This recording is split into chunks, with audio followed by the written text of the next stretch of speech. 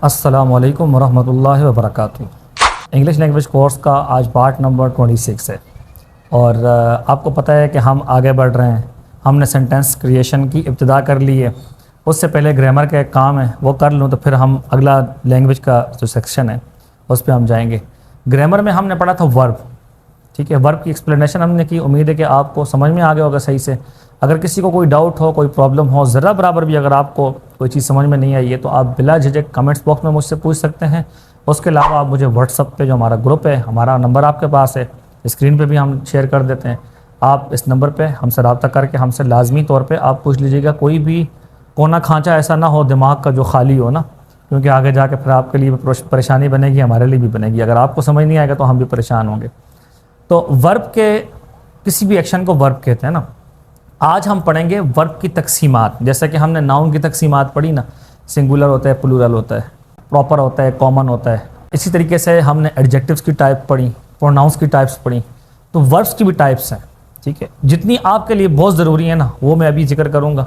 बाकी फिर हम साथ साथ इंशाल्लाह जैसे जैसे हमारे पास ज़रूरत पेश आएगी हम उस तरीके से हम उसकी एक्सप्लेनेशन करते रहेंगे।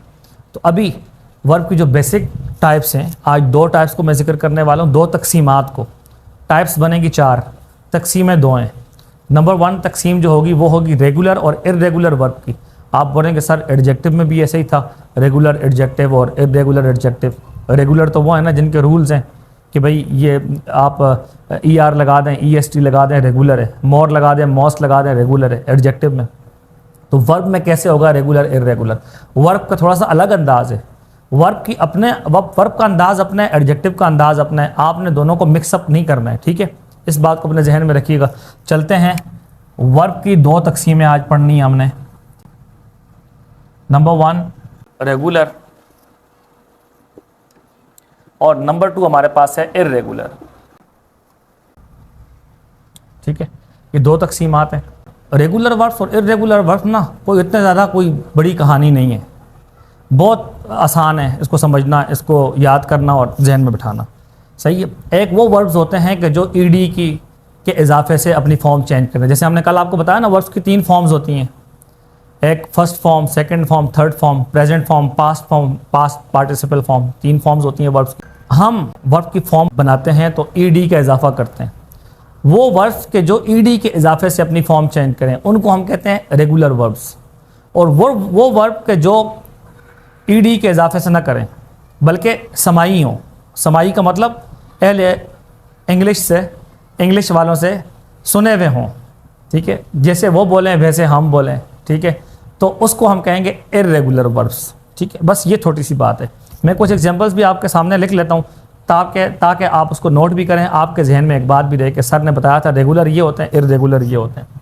तो रेगुलर वर्ब्स में मैं यहाँ पे तीनों फॉर्म्स लिखूँगा, यहाँ पे फर्स्ट, सेकेंड एंड थर्ड, ठीक है। अलग अलग हैं बिल्कुल, ठीक है। और इर्रेगुलर में भी फर्स्ट, सेकेंड एंड छोटा छोटा करके लिखूंगा। अगर कोई आपको मसला हो तो मुझसे पूछ लीजिएगा, बता दूंगा मैं आपको। रेगुलर वर्ब्स जो ईडी से अपने फॉर्म चेंज करते हैं। सबसे पहले हमारे पास आ गया रीच, सेकंड फॉर्म इसकी आएगी रीच्ड और थर्ड फॉर्म भी क्या आएगी, रीच्ड। इसको अगर आप देखें, रीच है, ईडी लगा दिया तो सेकंड फॉर्म बन गई, ईडी लगा दिया तो थर्ड फॉर्म बन गई, ठीक है। ये रेगुलर वर्ब हो गया। उसके मुकाबले में आप आइए, अच्छा कुछ वर्ब्स ऐसे होंगे जो आपके पास पहले के लिखे हुए होंगे, तो आपने कंफ्यूज नहीं होना है कि सर वो तो आपने वहां पे लिखवाए थे। अपनी हर वर्ब की अपनी एक हैसियत है, हर लफ्ज़ की अपनी हैसियत होती है। जिस जगह पे जाता है उस हैसियत उसको देखा जाता है ना। पहले भी मेरे ख्याल से बात हुई थी, मैंने अपनी एग्जाम्पल आपको दी थी, ठीक है। इंसान भी जब कहीं किसी जगह पे होता है उसकी हैसियत कुछ और होती है, किसी जगह पे होता है उसकी हैसियत कुछ और होती है। इसी तरीके से तो गो आ गया, सेकंड फॉर्म इसकी आ जाएगी वेंट और थर्ड फॉर्म क्या आ जाएगी, गॉन। उम्मीद है कि आपको बात समझ में आ गई होगी, रेगुलर क्या होता है, इर्रेगुलर क्या होता है। कुछ एग्जांपल्स और देख लेते हैं ताकि आप परेशान ना हो फिर बाद में। ये 1 होगी दोनों की। एक्सेप्ट, सेकंड फॉर्म आ जाएगी एक्सेप्टेड, कबूल करना, और थर्ड फॉर्म भी आ जाएगी एक्सेप्टेड।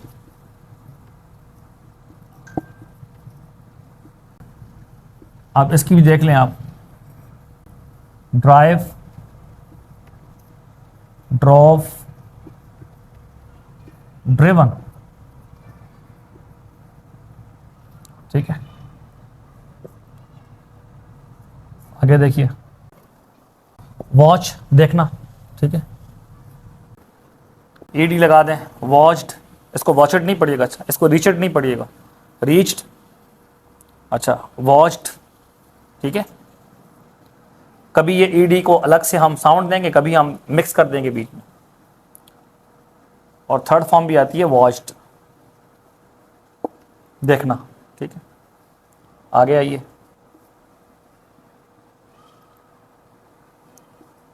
ड्रिंक, फर्स्ट फॉर्म आ गई, सेकंड फॉर्म क्या आएगी, ड्रैंक, और थर्ड फॉर्म क्या आ गई, drunk, simple, drink, drank, drunk, पीना।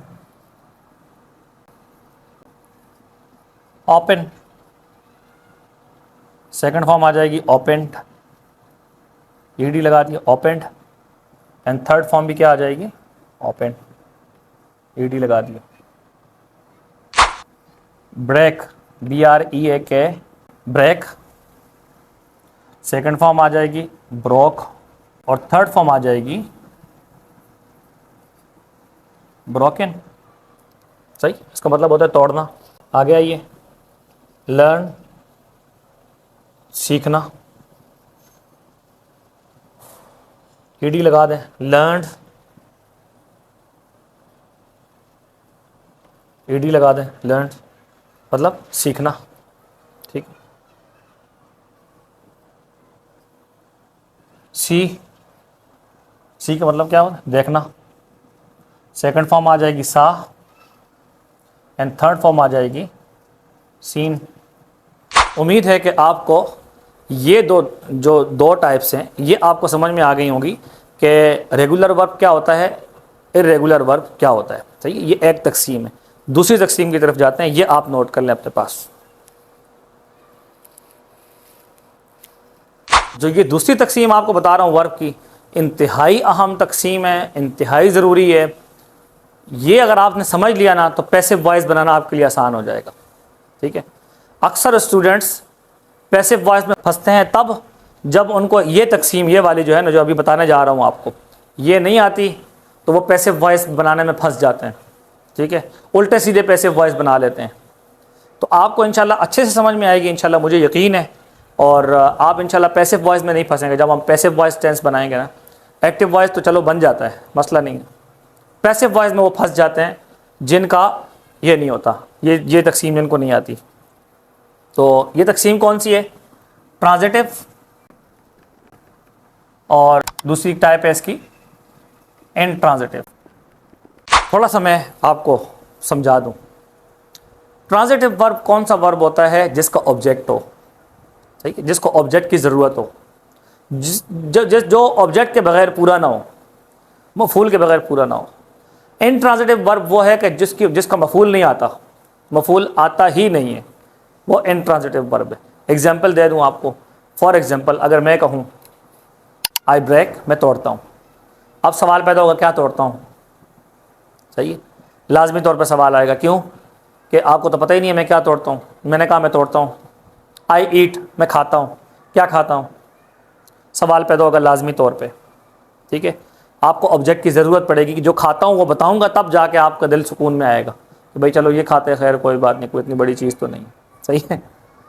तो फॉर एग्ज़ाम्पल मैं कहता हूँ अब मैंने कत्ल किया, सही, तो फ़ौरन क्या सवाल होगा, किसे, मैंने मारा, किसे, जिसे मारा वो ऑब्जेक्ट होगा ना, ज़ाहिर है। तो ऑब्जेक्ट की ज़रूरत पड़ती है। ऑब्जेक्ट के बगैर बात, जुमला, सब्जेक्ट और ऑब्जेक्ट पे जुमला तो बन सकता है, लेकिन अगर ऑब्जेक्ट नहीं आएगा तो जुमले की सेटिस्फेक्शन नहीं होगी। तो बगैर ऑब्जेक्ट के सेटिस्फेक्शन ना हो जिस वर्ब के साथ, उस वर्ब को हम कहते हैं ट्रांजिटिव वर्ब। और जिस वर्ब में बगैर ऑब्जेक्ट के सेटिस्फेक्शन हासिल हो जाए उसे हम कहते हैं इनट्रांजिटिव वर्ब। अब दर्स निज़ामी वालों, आप लोगों के लिए ख़ास बात कर रहा हूँ। आपको मैं दो अल्फाज में समझा दूंगा कि ट्रांजिटिव क्या है, इनट्रांजिटिव क्या है। कुछ तो पहले ही समझ गए होंगे मुझसे पहले, और कुछ जो है उनको अभी मैं समझा रहा हूँ। फ़ेल लाजिम इसे कहते हैं इंट्रांजिटिव, और फ़ेल मुतअद्दी को कहते हैं ट्रांजिटिव।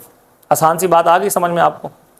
फ़ेल लाजिम जिसका मफ़ूल नहीं आता, आप लोगों के जहन में ये भी सवाल पैदा होगा कि भाई अरबी में तो हम लाजिम को मुतअद्दी बनाते हैं, तो क्या इंग्लिश में लाजिम को मुतअद्दी बनाया जा सकता है? इंग्लिश में इंट्रांजिटिव को ट्रांजिटिव बनाया जा सकता है? यस ऑफ कोर्स, हम हैं तो क्या गम है, इंग्लिश में भी हम इंट्रांजिटिव को ट्रांजिटिव बना सकते हैं। It's not a big deal. लेकिन फ़िलहाल हम फोकस कर रहे हैं इस बात को समझने पर कि एक होता है ट्रांजिटिव वर्ब, एक होता है इंट्रांजिटिव वर्ब। इन दोनों को भी हम इसी तरीके से साथ जिक्र करते हैं ताकि फ़र्क भी आपके सामने आ जाए और आप समझ भी लें इस बात को। सही है, तो इसकी भी ज़ाहिर है 3 फॉर्म्स हम इनकी भी जिक्र करेंगे ताकि आपके लिए कोई प्रॉब्लम ना हो।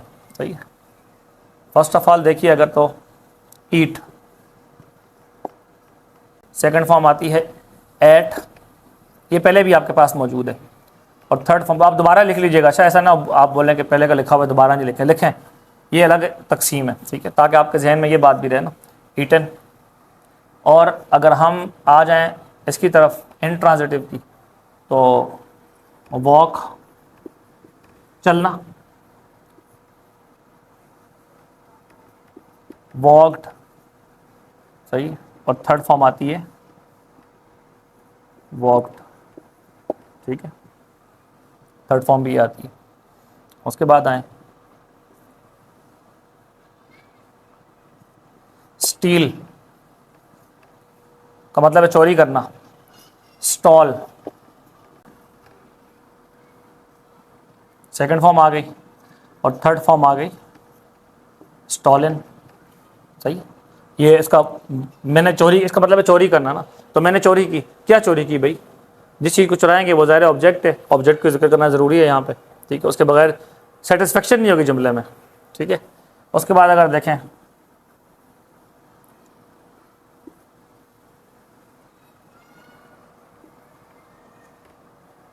रन,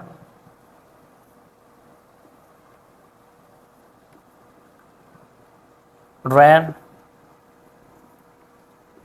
रन, ठीक है, ये आ गया इंट्रांजिटिव वर्ब।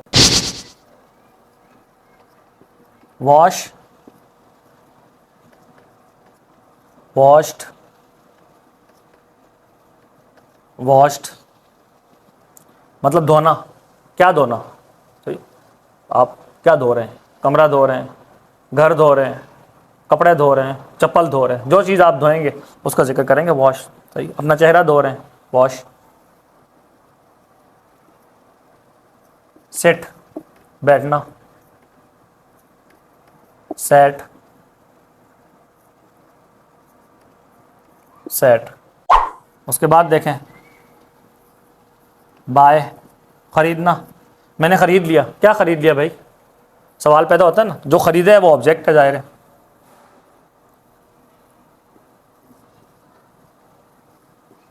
बॉट, और थर्ड फॉर्म भी बॉट ही आती है, GHT, अच्छा BOUGHT, बॉट। गो, वेंट, गॉन, जाना, इसका मतलब है। नंबर 5 पे देखें, रीड मतलब पढ़ा, पढ़ना, मैंने पढ़ा, क्या पढ़ा, वो बताना पड़ेगा जो पढ़ा, ठीक है।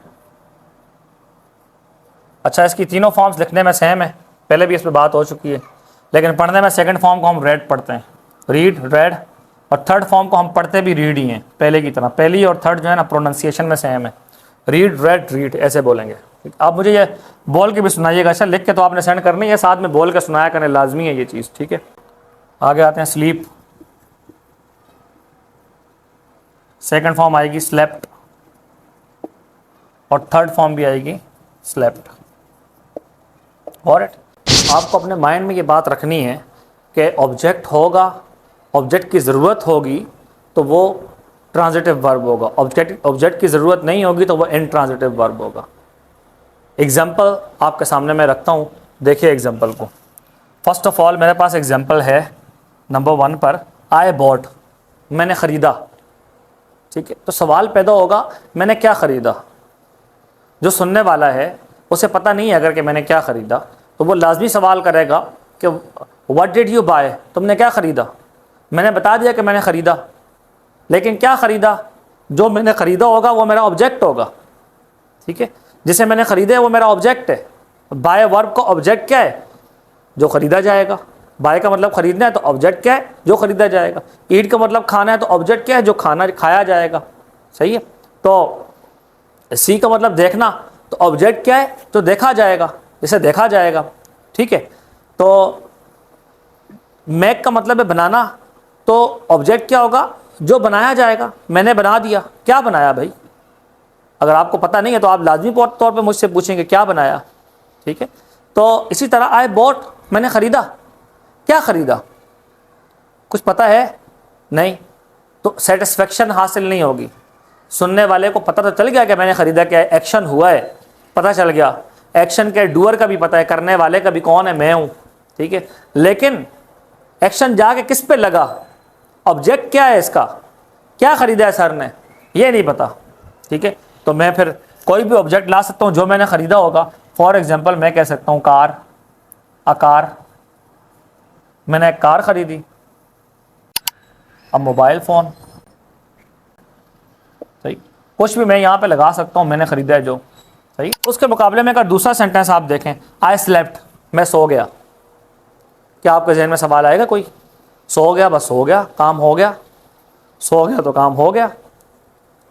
अब बाज़ स्टूडेंट्स के जहन में सवाल आ रहा होगा, मुझे पता है भाई, सवाल करने वाला सवाल कर सकते हैं कब, कहाँ, क्यों, सही है। तो कब, कहाँ और क्यों का जवाब जो है ना, ये ऑब्जेक्ट नहीं देता हमें।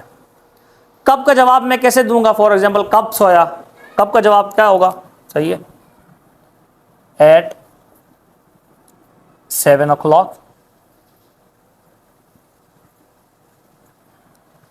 मैं 7 बजे सो गया, ये कब का जवाब दे दिया, सही है। अच्छा, दूसरा सवाल, क्यों, क्यों सोया, सही है, बिकॉज आई वॉज टायर्ड।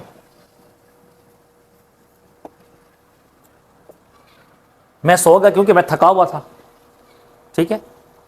अच्छा, अब कोई बोले कहाँ, कहाँ सोया, तो कहाँ सोने का जवाब क्या होगा, जाहिर है जिस जगह सोया वो जगह बताऊंगा ना, जगह ऑब्जेक्ट थोड़ी होती है, सही है, वो डायरेक्ट ऑब्जेक्ट तो नहीं होता ना, जगह को मैं बताऊंगा। For example at home,